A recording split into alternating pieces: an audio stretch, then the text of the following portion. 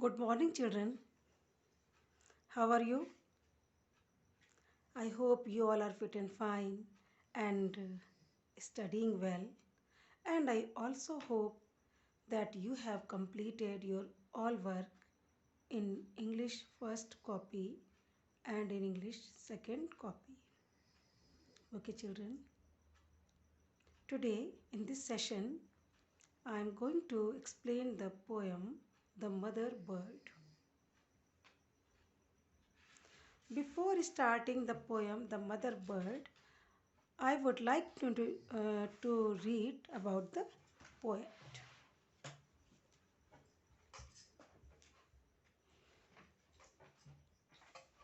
So, open page number 102 and I am reading now about its poet, Walter de la Mare. Children, Walter de la Mare was a British poet, short story writer, and novelist who often used the pen name Walter Rummel. Children जो इसके poet हैं Walter D ला mayor, उनका pen name था Walter रैमल, यानी कि वो एक pen name Walter रैमल के नाम से लिखा करते थे. He wrote for both children and adults.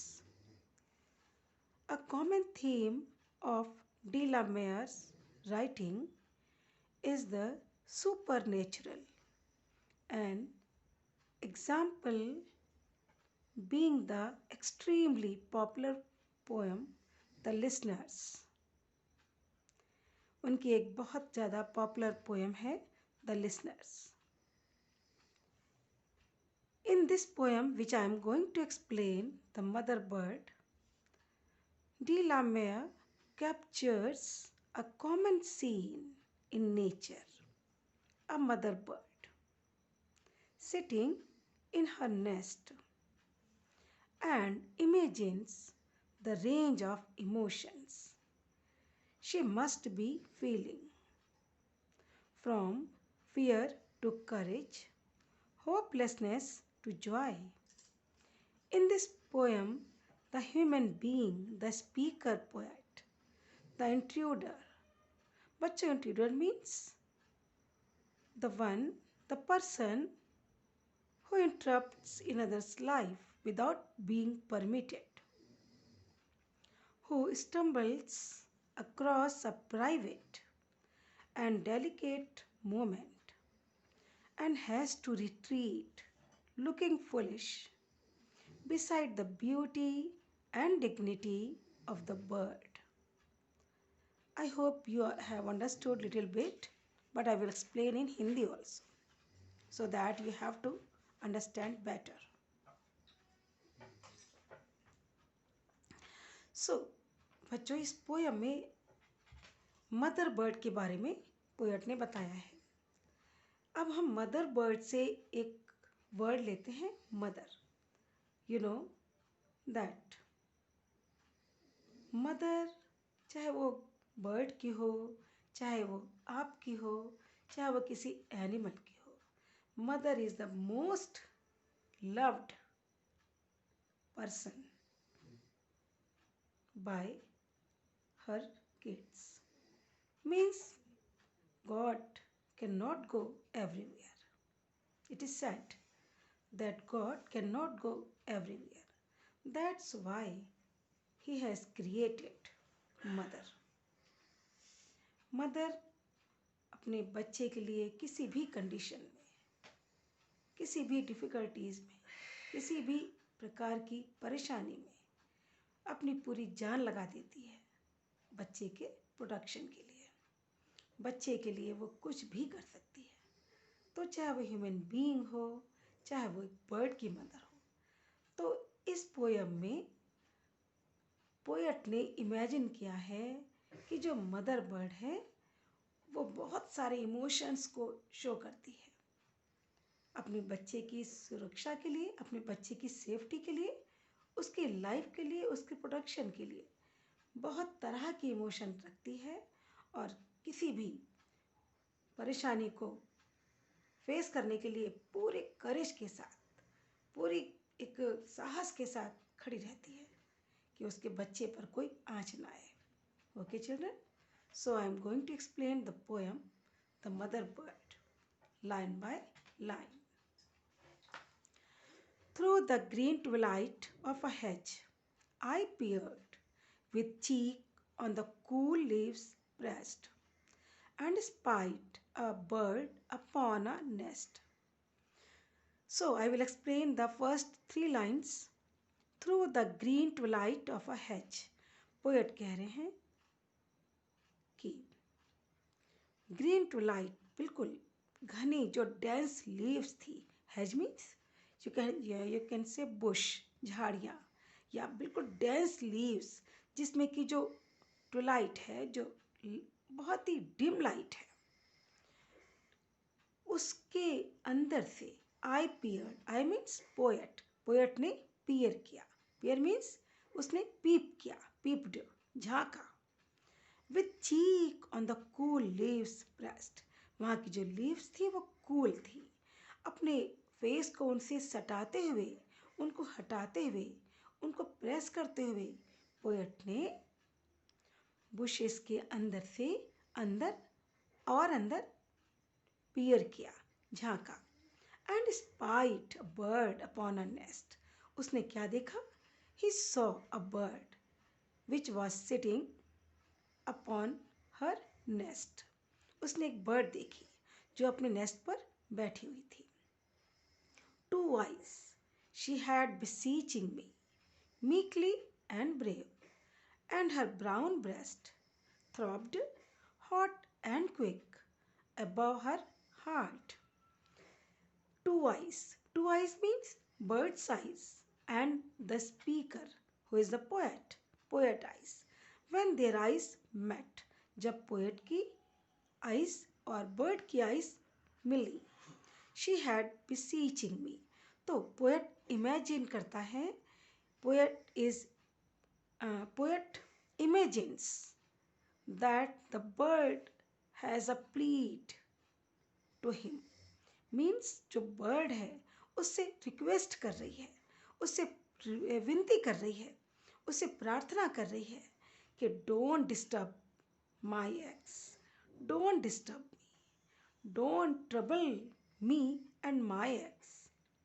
You can see in the picture there are 2 eggs in the nest, and the bird is sitting there to keep protection for her eggs. So जब उनकी आंखें मिली तो poet को ये महसूस हुआ कि जो बर्ड है उससे रिक्वेस्ट कर रही है, बैगिंग कर रही है कि please don't touch my nest, don't touch my eggs. अब देखिए स्टूडेंट्स, यहाँ पे बहुत सारे इमोशंस एक बार शो हो रहे हैं.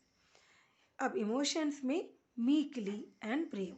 बच्चों, meekly means she was showing हर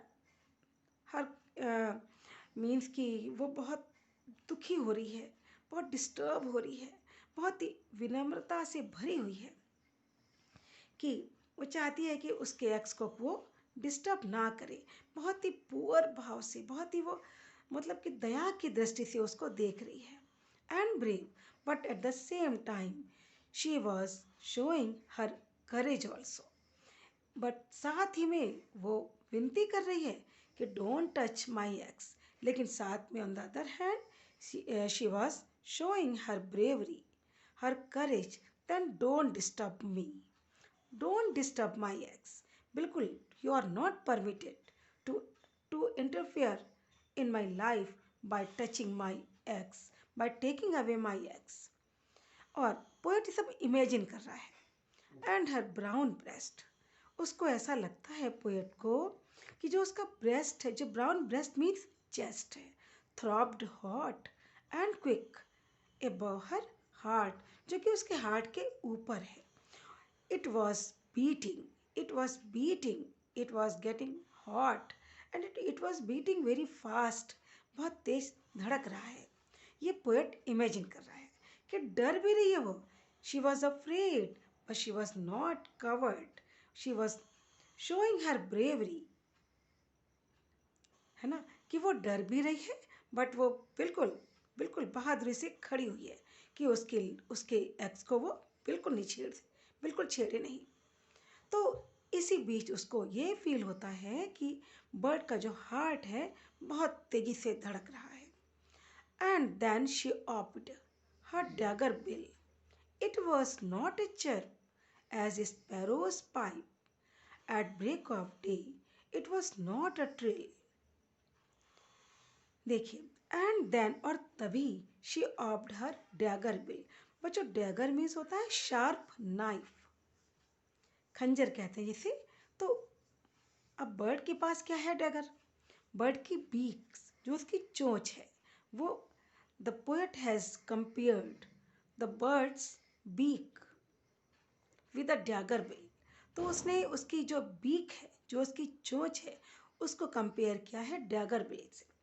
तो वो कहते हैं कि तो जो बर्ड की जो बीक है वो बिल्कुल डैगर की तरह शार्प है ना, नाइफ की तरह शार्प है।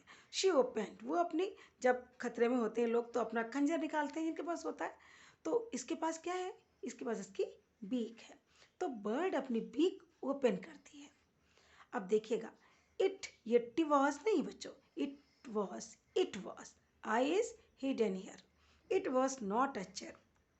अब वो कुछ कहना चाहती है।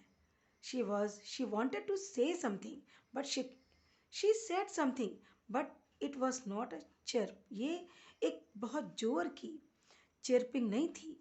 As sparrows pipe at break of day. सुबह सुबह देखा होगा आपने कई बार, स्पैरोज की चिरपिंग होती है जो कि बहुत तेज होती है। तो it was not a chirp, it was not a trill. और ये ऐसी ट्रिल भी नहीं थी, बहुत ही तीखी आवाज़ भी नहीं थी, जो कि as falters through the quiet even.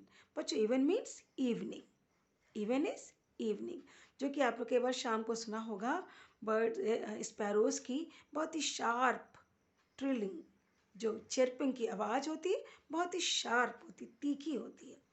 तो ये आवाज़ वैसी भी नहीं थी जो कि वो बहुत ज़्यादा लगती है कानों को, वैसी भी नहीं थी। और सुबह के समय की जो स्पैरोज की साउंड होती वैसी भी नहीं थी। But one sharp solitary note, one disparate fierce and vivid cry of violent tears and hopeless joy। लेकिन जो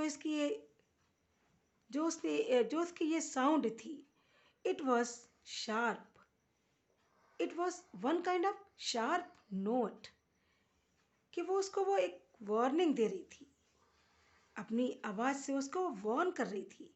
don't get in, don't touch my x. इस तरह से वो उसको एक प्रकार से उसको वो वार्न कर रही थी कि दूर रहो मुझसे। और जो इसका साउंड था, वन डेस्परेट, एक तरफ तो ये होपलेसनेस से भरा था। It was both the full of hopelessness, बिल्कुल निराशा से भरा हुआ था। फियर्स एंड विविड क्राई, लेकिन जो इसकी क्राई थी विविड थी। विविड मीन्स बिल्कुल क्लियर थी। फियर्स, बिल्कुल लग रहा था कि वो उसको मतलब कि स्ट्रांगली मना कर रही है, बिल्कुल पैशनेट होकर के, कि बिल्कुल बिल्कुल नहीं आना है हमारे एक्स के पास। बिल्कुल वो डर नहीं रही थी। और लेकिन उसके जो इमोशंस थे वो ये दिखा रहे थे, और वायलेंट टीयर्स, उसकी आंखों में आंसू भी आ रहे थे। एक तरफ तो टीयर्स थे और सेकंड हैंड दूसरी तरफ क्या था, उसके इमोशंस में वो ब्रेवरी भी शो कर रही थी। She was also showing her courage, but with the courage she was also showing her tears and hopeless joy. She was showing the hopelessness of her joy. One passionate note of victory on the same time. She was very passionate for getting the victory, कि कुछ भी हो जाए तुम यहाँ आ नहीं सकते और विक्ट्री तो मुझे ही मिलनी है। मेरे बच्चे के लिए मैं अपनी जान लगा दूंगी, लेकिन तुमको अपने बच्चे के पास, जो एक्स आप देख रहे हैं, इनके पास नहीं आने दूंगी। तो पोएट का ये इमेजिनेशन है कि बर्ड जो है, जो मदर बर्ड है, वो बहुत सारे इमोशन को एक साथ शो कर रही है। तो ये सब देख के पोएट जो होते हैं बहुत ही ज़्यादा, यानी कि उनको अपने ऊपर अपने ही thought that he is a fool, कि वो बेवकूफ़ हैं और उन्हें उनकी लाइफ में दखल अंदाजी नहीं करनी चाहिए. Off, o double f, off. She decided to go from there without touching the eggs, without disturbing the bird's next. वो बर्ड्स के नेक्स्ट को बिना डिस्टर्ब किए, उसके एग्स को बिना टच किए वहाँ से जाने के लिए डिसाइड कर लेते हैं. Like a fool afraid, he was afraid. At the same time, he was also thinking that he was a fool. I sneaked. I moved quietly from there. I means poet. Poet जो है वो वहाँ से बिल्कुल शांति से धीरे धीरे चल पड़ते हैं, so that he could not be noticed by the bird, कि वो बर्ड उसको देख भी ना पाए और वो वहाँ से निकल ले. Smiling the smile, the fool smiles best. देखिए कहा है कि फूल जो होते हैं बेस्ट स्माइल करते हैं, क्योंकि वो बिल्कुल क्या होते हैं, सच्चे होते हैं कि उन्हें कुछ समझ में नहीं आता, तो वो एक फुलिश पर्सन की तरह से वो स्माइल देते हैं और वहाँ से वो निकल लेते हैं. At the mother bird in the secret hedge, patient upon her lonely nest, or she left the mother bird, which was sitting in her secret hedge beside her nest and waiting and protecting the eggs and waiting for her babies for coming out of the eggs, कि जब कब egg से उसके बच्चे बाहर आएंगे, उनकी protection के लिए वहाँ पर वो वेट करती हुई बैठी होती हैं, कि एग्स को प्रोटेक्ट करती हैं कि कब उनके उस एग से उनके बच्चे बाहर आएंगे और फिर वो उन्हें कब वो बड़ा करेंगी. ये सब सोचते हुए वो सब सोच रहे हैं कि मदर बर्ड ये सब सोच रही है और पोएट वहाँ से शर्मिंदा होकर के चले जाते हैं. I hope this beautiful poem you have understood. Okay, children. So, you have to, I hope you have written the full poem.